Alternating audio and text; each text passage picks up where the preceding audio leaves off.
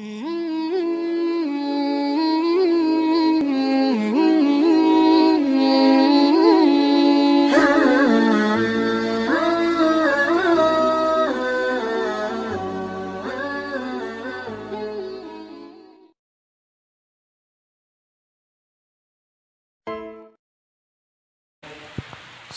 laki-laki menzinahi seorang perempuan sampai seorang perempuan itu hamil.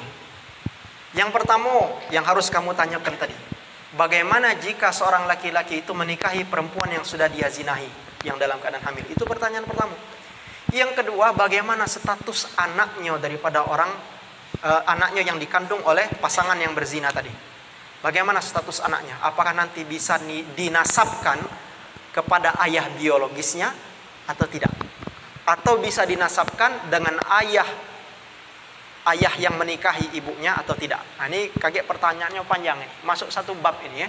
Nah, inilah hati-hatinya zina. Karena kalau sudah masuk zina ini ribet urusannya dan kita siap harus menanggung malu ini.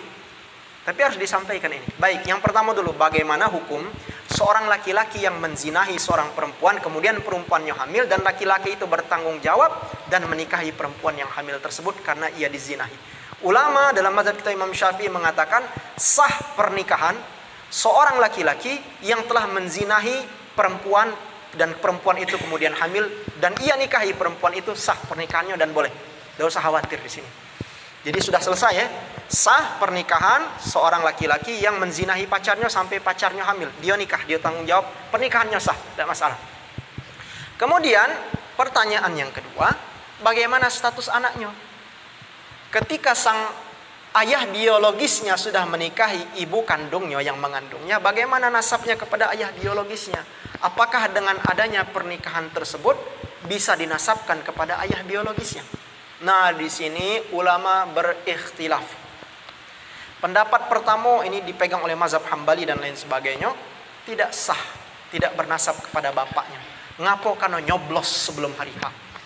Karena nyoblos sebelum hari H, tidak boleh. Walaupun bapak biologisnya menikahi ibu kandungnya. Ini hati-hati. Karena hakikatnya itu hasil daripada zina. Jadi karena dia tidak bisa dinasabkan kepada ayah biologisnya, maka ketika ayah biologisnya meninggal, dia tidak dapat waris. Dan ayah biologisnya, jika anak yang lahir itu perempuan, ayah biologisnya tidak bisa jadi wali. Ini pendapat pertama. Tapi ada pendapat yang kedua yang dipegang oleh mayoritas mazhab Syafi'i yang dikukuhkan di dalam Mu'tamar Nahdlatul Ulama. Saya lupa tahun berapa saya pernah baca.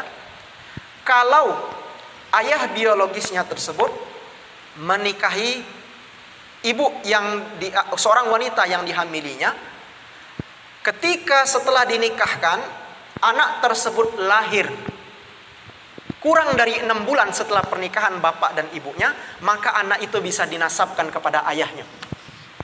Bisa dinasabkan kepada ayah biologisnya yang menikahi daripada ibu kandung anak tersebut. Tapi mohon maaf, terbalik tidak ya? Terbalik.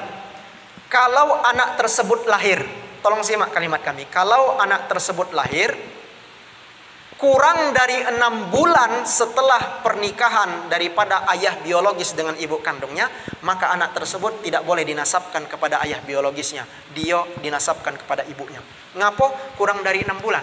Tiba-tiba lahir, jelas ini dia lahirnya dengan cara zina yang tidak diperkenankan. Tapi kalau anak tersebut lahir di atas 6 bulan, ya, di atas 6 bulan dari pernikahan, jadi misalkan sudah 8 bulan dari pernikahan baru anaknya lahir, maka anaknya itu bisa dinasabkan kepada ayah biologisnya. Nah, ini pendapat yang agak simpel yang kedua. Jadi boleh dinasabkan kepada ayah biologisnya asalkan ayahnya segera menikahi ibunya yang sudah menzinahinya tadi. Jadi bisa dinasabkan kepada ayah biologisnya jika anak tersebut lahir dari rahim ibu itu setelah lebih dari 6 bulan pernikahan ayah biologis dan ibu kandungnya. Jadi bisa dinasabkan kepada ayah. Tapi kalau dia lahir kurang dari 6 bulan, tidak bisa dinasabkan kepada ayah dan tidak bisa dinasabkan kepada ayah biologisnya. Dia dinasabkan kepada ibunya saja. Tapi ada ulama kita mazhab Syafi'i yang membantah itu. Itu di dalam kondisi kalau tidak diketahui secara pasti kapan sperma itu membuahi daripada kandungan ibunya. Kalau dia misalkan di bawah 6 bulan, jelas. Tapi kalau di atas 6 bulan, tetap ada ulama mengatakan kita tidak tahu itu. Kalau konteksnya seseorang tidak mengetahui spermanya itu kapan bercampur, maka dia boleh dinasabkan kepada ayah biologisnya. Tapi tetap ada ulama yang kedua ini ngomong tidak boleh. Kalau orang sudah tahu sebelum dia dinikahi itu sudah hamil betina, itu tidak bisa dinasabkan kepada ayah biologisnya. Walaupun ayahnya menikahi ibu kandungnya. Tidak boleh. Nah, di sini ikhtilaf ulama, jadi berat masalah zina ini. Jangan basing-basing. Mangkonyo, jangan biarkan anak kita galak dibawa lanang berjalan. Aku kumarahi kalau ada misalkan saudara kami keluar, ku tegur. Belum tentu dia pacak ngawini kau. Kalau dia duluan nyoblos, kau hamil, mak mana? Dia berlari. Walaupun memang ada ulama yang dipegang oleh Muktamar NU, Nahdlatul Ulama, kalau ayah biologisnya segera menikahi ibu kandungnya, kemudian anak itu lahir di atas 6 bulan setelah umur pernikahan kedua ibu bapaknya, maka anak itu bisa dinasabkan kepada ayah biologisnya. Tapi kalau kurang dari 6 bulan, baru 3 bulan kawin, anaknya lah keluar, tidak bisa dinasabkan kepada ayah biologisnya. Dia hanya dinasabkan kepada ibunya saja. Nah, ini berat ini ketentuannya. Jadi ribet. Aku beman masalah ini. Nak milih yang mana ini agak ribet ini. Lebih baik tak usah lah sama sekali. Mending ke kepala, ya tak? Nangkonya jangan nian. Zina itu hina dan sangat menghinakan. Wala taqrabuz zina innahu fahisyatan wa sa'a sabila.